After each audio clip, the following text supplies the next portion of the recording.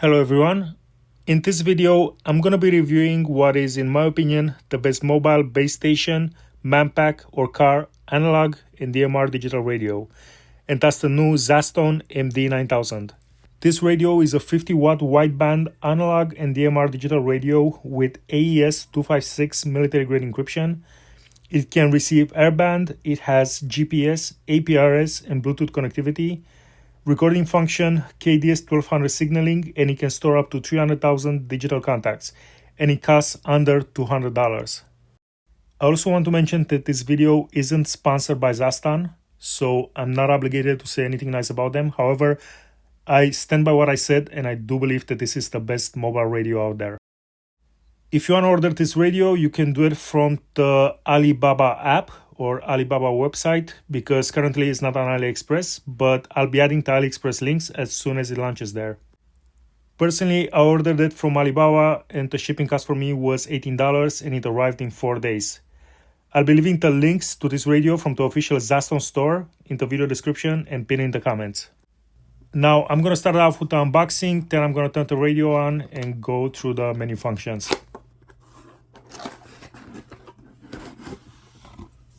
As we open the box, we find two compartments, and I assume the radio is on the left, and on the right is the accessory box.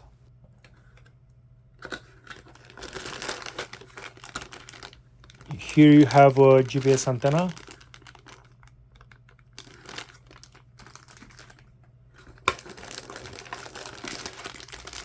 The microphone, and this radio also works with an optional Bluetooth microphone.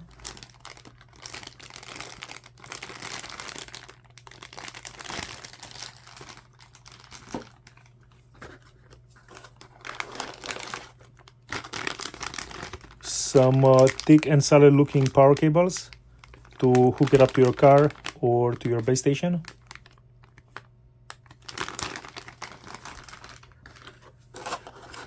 And that's it, nothing else in the box. And now we'll have a look at the radio itself. The radio feels really solid and has a good weight to it, and it's made out of zinc alloy. In the box you can also find the mounting bracket to put it in your car.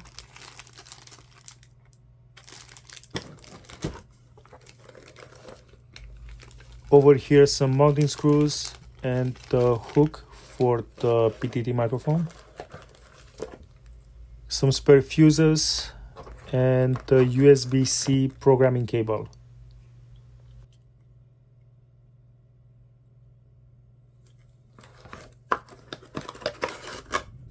And nothing over here. Okay, now I'm gonna take all of this away from the table and we'll have a look at the radio itself.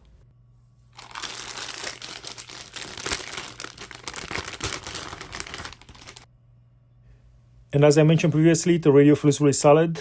The body of the radio is made out of zinc alloy. On the top you can see the speaker, and on the side you can see the PTT microphone connection port. Turning it to the back, you can see the cooling fan. Over here you have the antenna port. And to the right, if I'm not mistaken, that's the GPS antenna connector.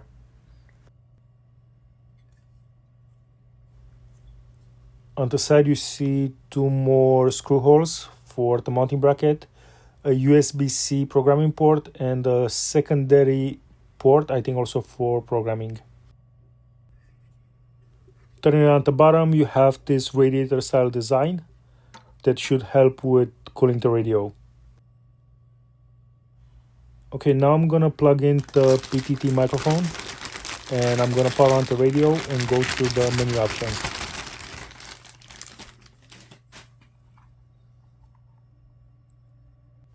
Okay, on the front of the PTT you have a keypad for direct frequency input, programmable keys, function button, band button. The PTT button feels nice and clicky, up and down buttons, an alert button. On the back you have the mounting clip. And the microphone cable connects on the side like this. Now to power it on, I'm going to be using this cable.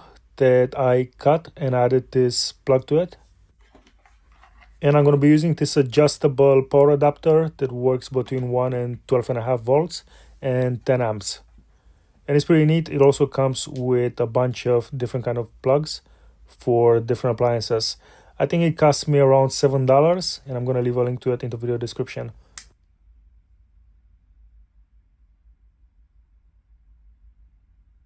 I'm going to switch it all the way to the max because this radio requires between 12 and 14 volts to operate properly. And I just plug it in here. And now I'm going to connect it to the radio power supply cable. And now to power it on, and the screen itself looks great. It has 3 color options, and that's blue, green, and red. On the left, you'll see channel 1, which is an analog channel, and on the right, you can see a digital channel.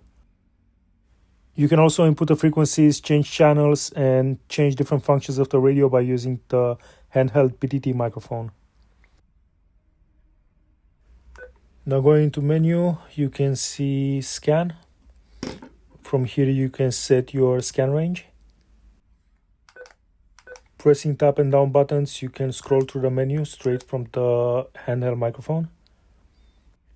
Over here, you can see APRS, device info. And now let's go into scan. You have the scan switch, scan list, scan CTCSS, DCS memory.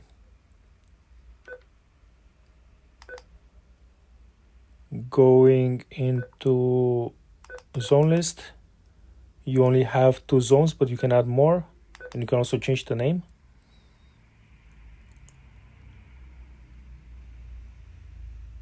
Settings,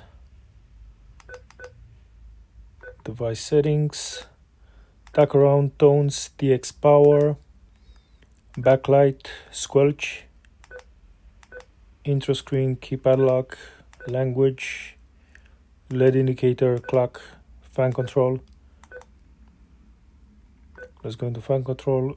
It's on auto, so that's good. Auto power off, menu auto exit time.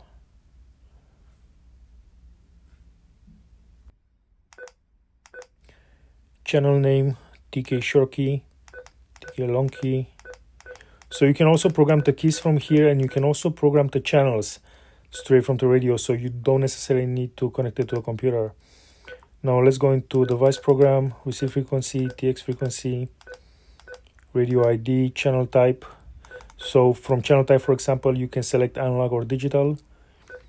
So it's looking like the radio is almost completely programmable straight from the keypad. And it's the first time I'm using this radio, so first time I'm seeing the menu. And it does seem pretty intuitive, so if you know how to program a buffering, for example, this shouldn't be that complicated. And now looking into GPS, you can set the GPS on or off. APRS, you have upload type, digital APRS, analog APRS. You can upload ID, report channel, APRS info, delete all. Analog APRS, you can select the power, signal patch, upload frequency, and so on.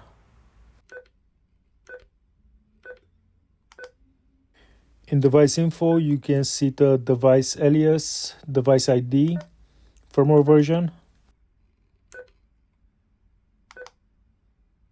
restore factory settings, Bluetooth. Now let's go inside the menu. Bluetooth switch, let's set it to on. Bluetooth pairing, Bluetooth PTT, and that's for the optional Bluetooth hand mic. Bluetooth speaker gain, mic gain. And now we're back to scan. So let's go a bit in the menu, scan switch, scan lists, scan CTCSS, scan DCS, scan memory. And that was it for the menu. Like I said earlier, it's quite intuitive. And now let's look at the two areas. So you have A and B. You can select both of them as being digital or analog. And as you saw from the menu, you can program all of the channels straight from the keypad of the handheld microphone.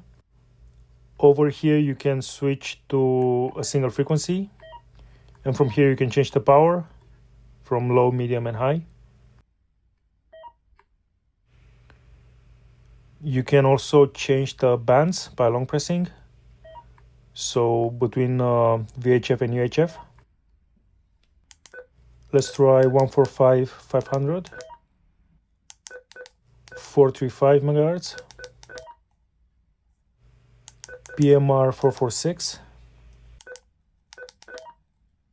and lastly, let's try 466 megahertz. Okay, now let's discuss about some use case scenarios for this radio. Firstly, it's obvious this is an excellent radio for any licensed ham operator, because even if you're looking for an analog-only radio for your base station or for your car, this is the best bang for your buck under $200.